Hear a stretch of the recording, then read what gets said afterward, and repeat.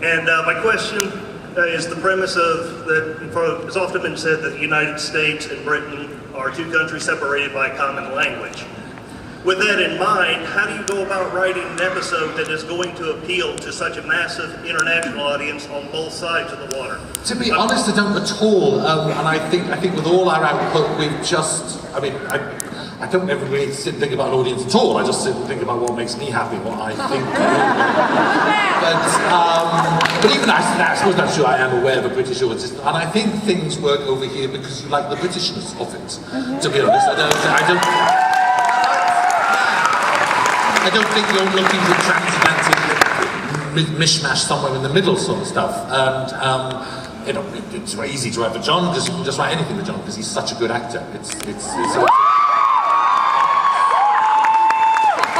So it's never ever worried me, to be honest. I mean, thank you for enjoying it in all countries. It's popular in Australia and Canada, so thank that. All right. Next question. Hi, my name's Ben.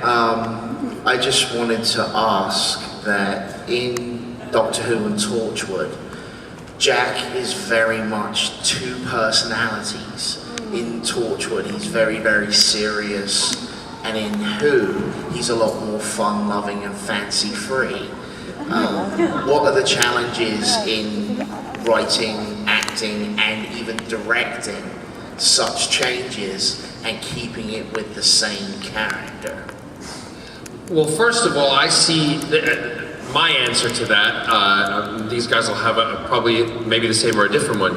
I see Jack in Doctor Who as being part of a team where he's not the leader, and he is there to assist. And in that case, the Doctor makes all the decisions, the Doctor makes the tough choices and calls the shots. Jack usually ends up firing them. Because the Doctor never carries a weapon. Jack's the gunslinger.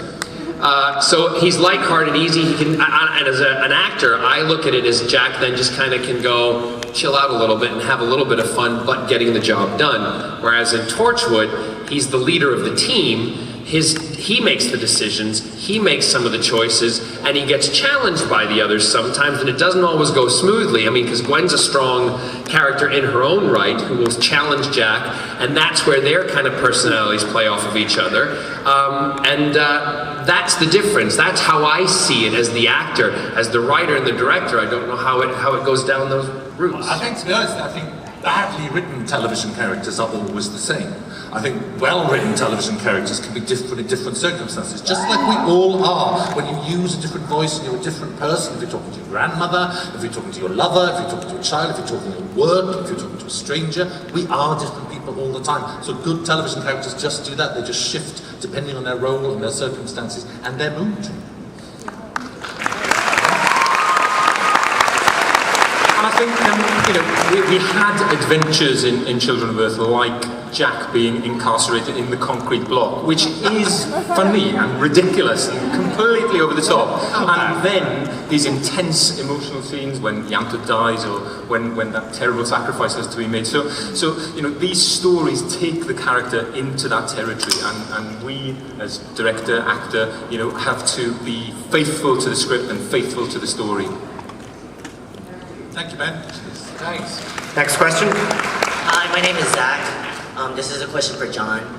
The roles that you seem to get cast in, they seem to like to put you in unique clothing or original clothing, like Robin Hood, the tights, Jack, the coat and suspenders, and Zaza as full drag and high heels. What would you personally like to wear in your next role? I've already been there in Torchwood. I've been naked already, yeah. BBC America, they blurred your bum. I know. They blurred his bum. My bum was too hot for the TV over here.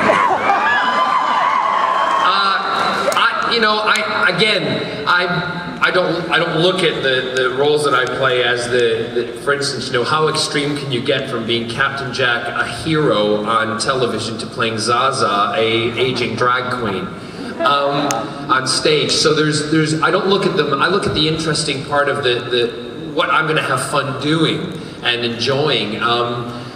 With the next outfit, who knows? I wish I could tell you what it would be, because I've worn, as you've said, a gamut of them, and I've done everything from military gear to drag queen to Robin Hood to having no clothes on, so I think I've pretty much covered it all. Yeah. Superhero. It's about time you say that. Superhero.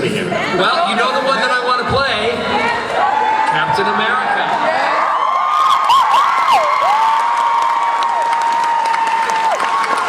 So probably will not happen. So won't happen. But I would love to be in Lycra and yeah. Can you write something? I'm thinking of it now. Good.